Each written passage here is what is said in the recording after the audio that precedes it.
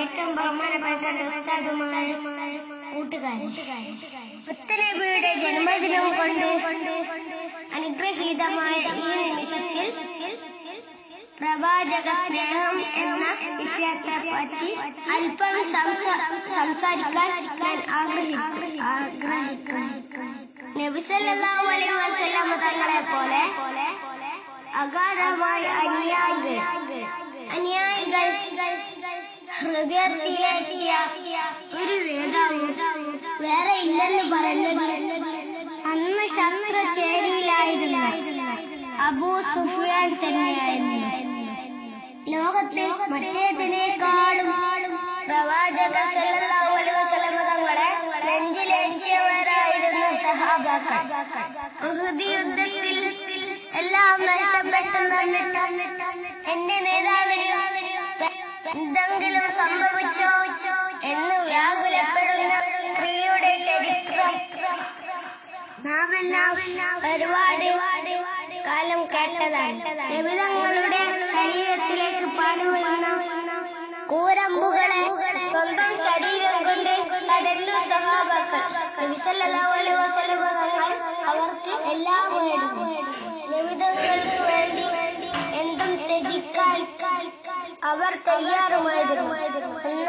എന്നാൽ ഇന്ന് നമ്മളോ വർഷത്തിലൊരിക്കൽ നബിദിനം ആഘോഷിച്ചതുകൊണ്ട് പ്രവാചക സ്നേഹമായി എന്ന് വിശ്വസിക്കുന്നവരാണ് നമ്മൾ. ഒരാളെ സ്നേഹിക്കുക എന്ന് പറഞ്ഞാൽ അയാളെ പിന്തുടരുകയും അയാൾക്ക് ഇഷ്ടപ്പെടാത്ത കാര്യങ്ങളിൽ നിന്ന് വിട്ടുനിൽക്കലുമാണ്. നബിതങ്ങൾ നമുക്ക് പഠിപ്പിച്ചു തന്ന കാര്യങ്ങൾ ജീവിതത്തിൽ നാം അനുധാവനം ചെയ്യുകയാണ് ആദ്യം വേണ്ടത്. അവിടുന്ന് എങ്ങനെ ഉറങ്ങി, എങ്ങനെ ഭക്ഷണം കഴിച്ചു, എങ്ങനെ ജനങ്ങളോട് ഇടപഴകി തുടങ്ങിയ കാര്യങ്ങൾ പഠിച്ച് ജീവിതത്തിൽ പ്രവർത്തിക്കാൻ നാം തയ്യാറാവണം. നാളെ മനുഷ്യരിൽ നമ്മെ ഒരുമിച്ച് കൂട്ടുമ്പോൾ നമുക്ക് വേണ്ടി ശുപാർശ ചെയ്യാൻ നബി മാത്രമേ ഉണ്ടാവുകയുള്ളൂ. വഫാത്തിന്റെ സമയത്ത് പോലും ഉമ്മത്തി ഉമ്മത്തി എന്ന് പറഞ്ഞ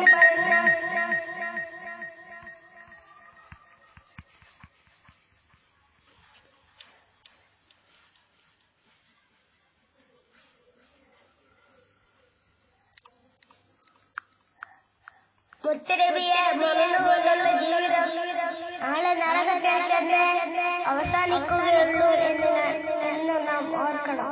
ഇമാം മാലിക് റളിയല്ലാഹു അൻഹുവിനെ പോലെ ഉള്ളവർ മദീനയുടെ മണ്ണിൽ ചെരുപ്പില്ലാതെയായിരുന്നു നടന്നത്.